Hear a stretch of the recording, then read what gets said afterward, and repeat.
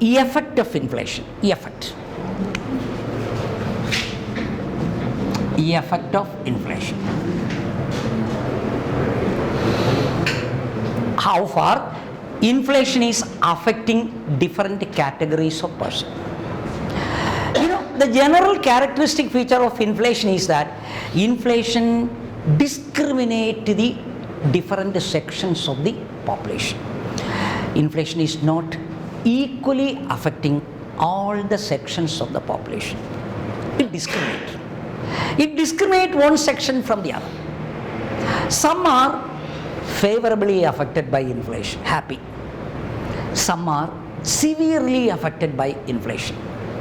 Some are moderately only affected. Some may be severely affected, some may not be affected at all, some may be only moderately affected. So we generally say that inflation is discriminating in character. It is affecting different sections of the population in different manner. It is affecting in different degrees. We may take, suppose, wage earning class of person, wage earners. How will inflation affect on the wage earning class of person? Wage earning class of person means daily wage, labor, manual labor, manual worker, daily wage earning class of person. How inflation may affect? Severely or moderately or not at all?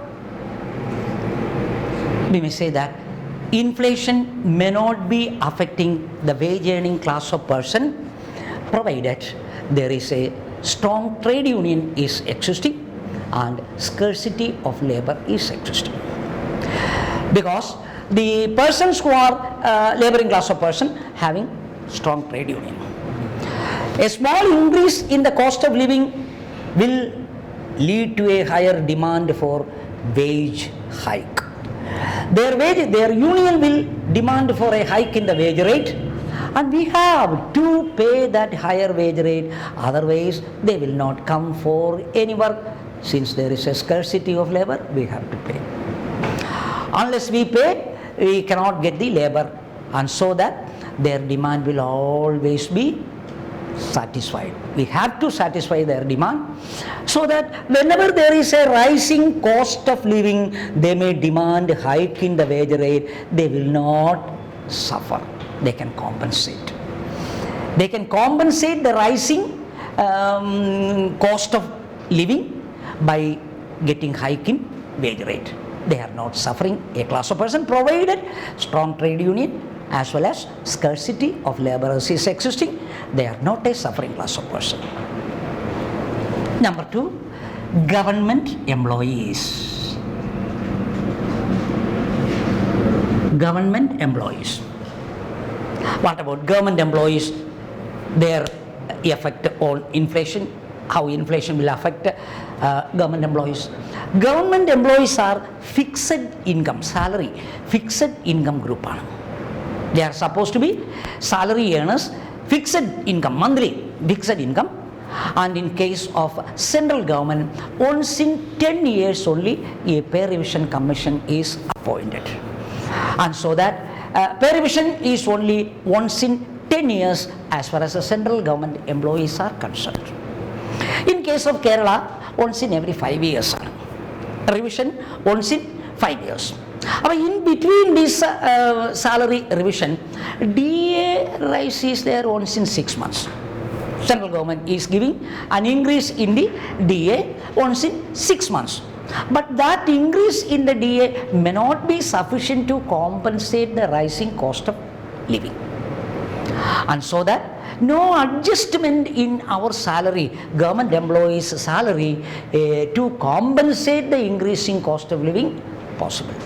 So the only one class of person suffering a lot during inflationary period is government employees.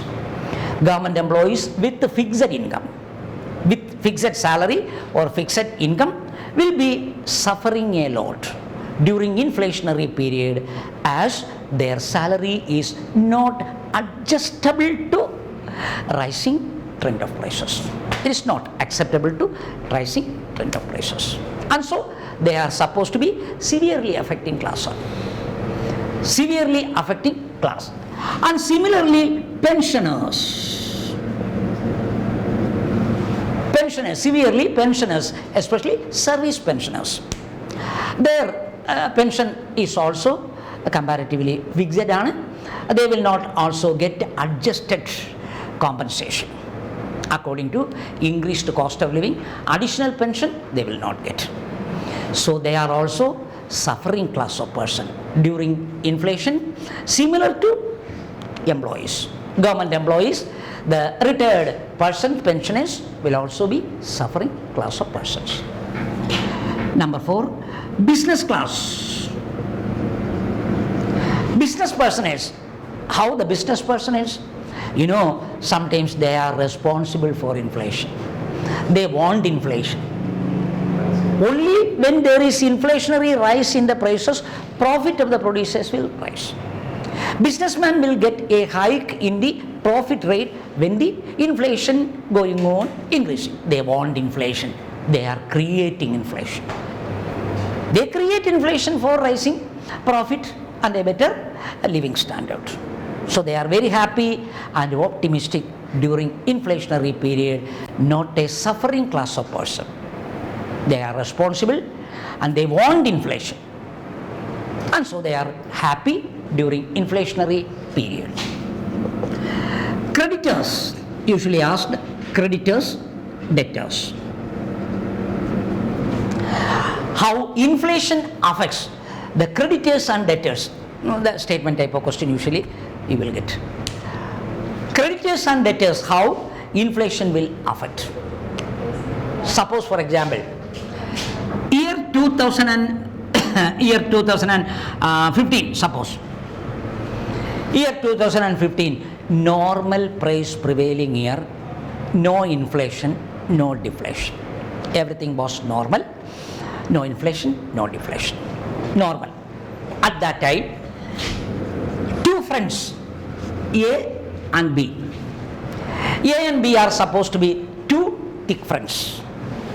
And A is getting a loan from B. Suppose 10 lakhs. 10 lakh loan A is getting the loan, debtor is to repay that. From B creditor. B gives 10 lakh rupees to A during normal period, 2015 normal period, and using the 10 lakhs of rupees, suppose normal price and cost of living and everything normal, A could construct a residential house, 2 bedroom, and complete construction he could finish painting, drainage, electricity, everything is finished with the 10 lakhs of rupees in 2015, a 2 bedroom residential house he could complete. Then 2018, after 3 years, suppose there was a hyperinflation in the country. Severe inflation in the country in 2018. At that time, A gives back 10 lakh rupees to B. A gives back 10 lakh rupees to B and say, yes, it is over. Your debt is cleared, I have given 10 lakhs rupees back. Debt is cleared. But in the hyperinflationary period of 2018, with this 10 lakh rupees or 1 lakh additional, suppose interest, 11 lakhs, with which he cannot even construct 1 bedroom house because of high cost. Because of high cost, he could not construct even 1 bedroom residential house with 10 lakhs of rupees. Whereas in 2015, with 10 lakhs, 2 bedroom house completely he could construct in 2015. During inflationary period, who is a gainer? Who is a gainer, creditor or the debtor? Debtor is a gainer. And the creditor is a loser, provided the debt is created during normal period and the debt is completed or cleared during inflationary period. If the debt is created in the normal period and cleared in the inflationary period, debtors are gainers and the losers are creditors. Then government, how government may be affected. How government may be affected? In very simple manner we may say that government is partly a debtor and partly a gainer every time. Government may give large amount of loan to government employees. In that manner government is a creditor. At the very same time government is borrowing money from domestic economy. Government is a debtor. Partly government is always a debtor, partly government is always a creditor. This plus and minus will be cancelled. The plus and minus will be cancelled so that government may not be affecting by inflation. Government can escape. Being 50-50, partly a creditor and partly a debtor, the government may not be suffering during inflationary period. Then a bond holder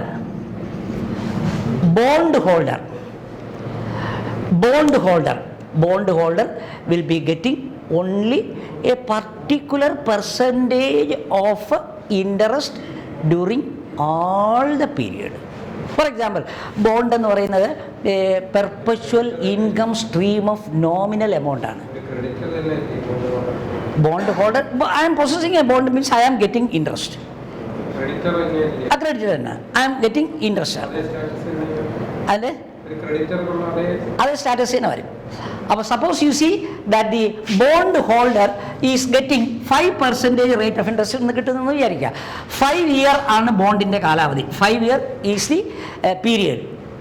അപ്പോൾ 5% means suppose 10,000 rupees. 5% വന്ന് 10,000 rupees എന്ന് വിചാരിക്കുക. അപ്പോൾ first year N you will get 10,000 rupees. Second year N 10,000 rupees. Third year N 10,000 rupees. Fourth year, fifth year, 10,000 rupee interest you will get. അതിന് വ്യത്യാസമില്ല. Bond holder will get constant nominal amount. എപ്പോഴും constant nominal amount കിട്ടും. അപ്പോൾ ഈ 10,000 rupee in the first year will be valuable ആയിരിക്കാം. Second year if there is inflation the 10,000 rupee value is less. If there is inflation in the third year, 10,000 rupee will be lesser in value. Fourth year, lesser in value.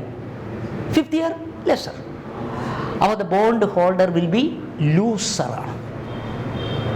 Bond holder will be a loser since the constant amount he is getting and during inflationary period the value of which is going on decreasing will be a loser. Then suppose equity holder ആണെങ്കിൽ compensation will be allowed according to the inflation rate.